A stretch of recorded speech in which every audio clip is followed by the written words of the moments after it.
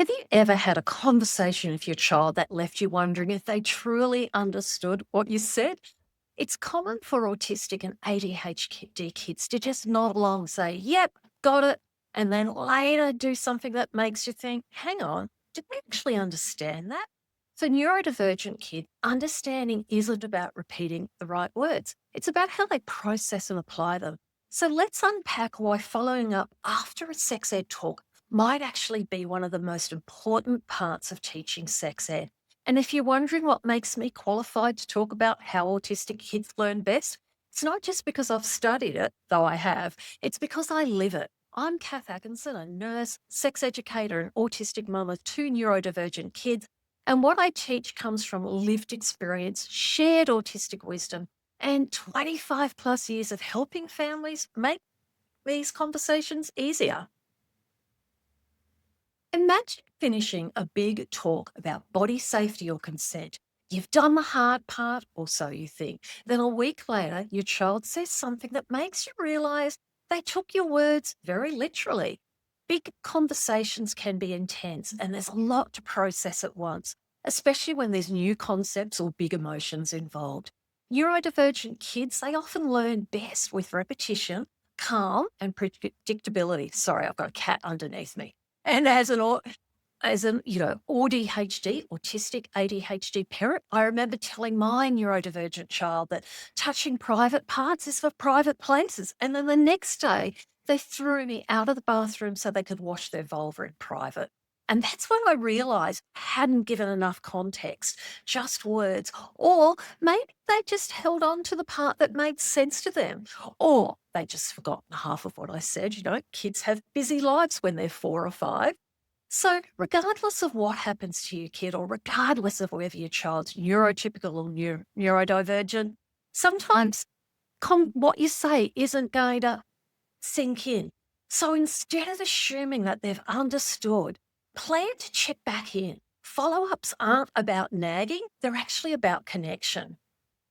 But how do we do that in a way that can make the conversation a success and not a failure? It all comes down to timing. Think about the last time you tried to learn something while stressed. Was it easy, right? I know it isn't easy for me to learn when I'm stressed about stuff. It's the same for our kids. Emotions and overwhelm, they can block their understanding completely. So choose calm, low pressure moments for check ins. So maybe during a walk or over breakfast. And it's about keeping your tone warm, steady, and non judgmental. Think about the times when it's easy to get your child talking. Lots of parents tell me that the car's a good time. For me, walking to the supermarket was always a winner with my kids. I don't know if it was the fact that they were moving or it was the ice cream that I sometimes bought them at the other end. But 9 times out of 10, it always worked. So, short, bite sized combos where you focus on one concept will usually work better with neurodivergent kids than longer, complex conversations. Think working memory, information overload, and sustained attention. And remember, tone matters. So, a calm, curious tone invites honesty, and a serious or anxious tone actually shuts it down. And once you've set the right scene, it's time to check their understanding, but without turning it into a quiz. First of all, try to avoid asking questions that have a yes or no answer, like, you understood that? Because 9 times out of 10, they'll just say yes, even if they don't. So instead, it's about asking open ended questions like, what does private mean? Who is a safe adult you can talk to? What would you do if someone asked to touch your bottom? These kinds of questions reveal what they understand and what you still need to talk about or repeat. You can even use drawings or role play to make it fun and concrete. So, for example, draw a picture of a person on paper and ask them to circle the private parts, or practice saying no thanks in a pretend scenario. I even used to get like the Lego out or dolls and we would practice, and I would build it into a game, an imaginary game. So, some kids process better when they can see it, not just hear it. And keeping your tone light, remember it's not a test, it's a conversation. But what if your child isn't much of a talker? How else can you check their understanding? And I had one of those kids. I've got one that always talks and another that rarely talked. Sometimes kids might say all the right things, but they'll behave in ways that tell a different story. So after teaching one of my kids that sex was a private conversation, they loudly asked me, "Have you had sex with dad?" in the middle of a supermarket. Despite being really embarrassed, it was a sign that they'd forgotten or didn't understand what had been said. And the message, sex is a private conversation, to me, I needed to repeat that message to them. So, how can we repeat or share information with our neurodivergent learners in a way they're more likely to understand and remember? Here's a hint, it's about being visual, concrete, and literal. Some autistic kids see the world more clearly than they can imagine inside their head. So, visuals will help those messages to stick. So, try diagrams, body safety posters, or even drawings. Avoid metaphors or vague terms.